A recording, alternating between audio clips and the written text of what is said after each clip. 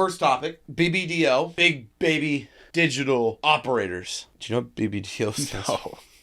You look that up for me real quick, Scott. No, I'm just curious. BBDO. Barton, Durstein, and Osborne. Wow. Goes back to 1928. These guys been around, bro. All right. So they've been around, and essentially they sent out a memo, email. It's a fancy word for email when you get to be a big corporation. Mm-hmm.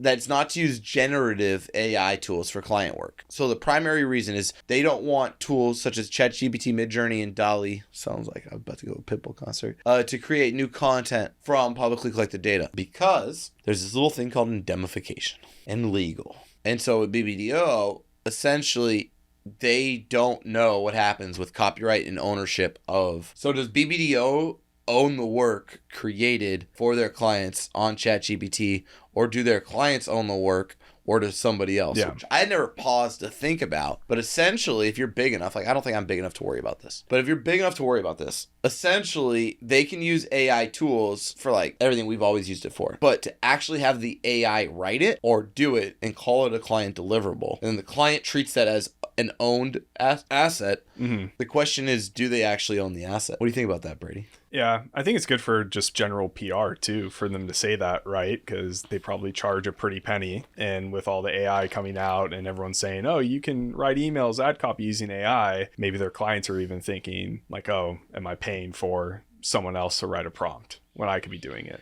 I mean, I kind of disagree with that, because you hire agencies to be on the cutting edge. True. And now BBDO is saying, essentially, they're cutting their leg. Okay, so most agencies see AI as like free bookings. Yeah, efficiency and... No, more bookings. Like what they do when the new stuff like this comes across, they'll go to their customers and say, we've developed a new, like they'll do a workshop for you. Like everything you need to know about AI. Yeah. And then they'll have 5 different AI pitches of where they can use AI to automate your business or improve efficiencies, all these things. Like AI coming out is billions of bookings for McKinsey, if that makes sense. So I get, but I do hear what you're saying on the perspective issue. I'm just saying agencies historically make billions of dollars when new technology is rolled out because customers don't have a point of view on it. They don't want to seem uneducated on it. And they want to make sure when their board asks what they're doing with AI, they have an answer. So they'll go to McKinsey and say, hey, how can we use AI to transform FedEx? And then McKinsey bills them $2 billion to write a script or whatever it is, right? Now, this is a little different. So if you go down a little bit here, I thought this was really interesting. So they're encouraged to explore these new tools in internal sandbox environments and multidisciplinary group of people from agencies, blah, blah, blah, was created to explore the future use. I love that. In other words, they've got a meeting every Wednesday for 20 minutes where they talk about AI with like 20 different people in the agency. But if you scroll down right here, it's not just going on here, right? In March, U.S. Copyright Office said content mostly created by AI cannot be protected by copyright, but will be reviewing applications on a case-to-case basis.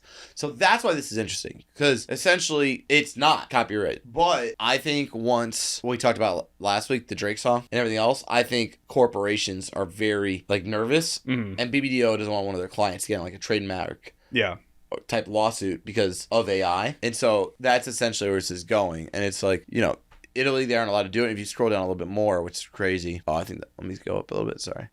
It make it unclear who is responsible. So this is so go up. I'll just read the kind of the take, right? BBDO's copyright concerns are nothing new in the ad world as interest in AI continues to grow. In March, U.S. Copyright Office said content mostly created by AI cannot be protected by copyright, but will be reviewing applications on a case-to-case basis. Now, here's why. Generative AI can make it unclear who is responsible for the intellectual conception, and bots creating content from existing copyrighted material makes for a murky ownership debate. In other words, if you just ask ChatGPT to do something for you, it oftentimes does the wrong thing still. Yeah. And it could do so illegally, essentially through plagiarism. Yeah. So it's murky waters right now. They don't want to swim. Like makes sense to me. Well, yeah, and they're saying, and restrictions may put agencies at a deficit. So in other words, BBDO, if they aren't allowed to bring AI type solutions to their customers are going to go somewhere else.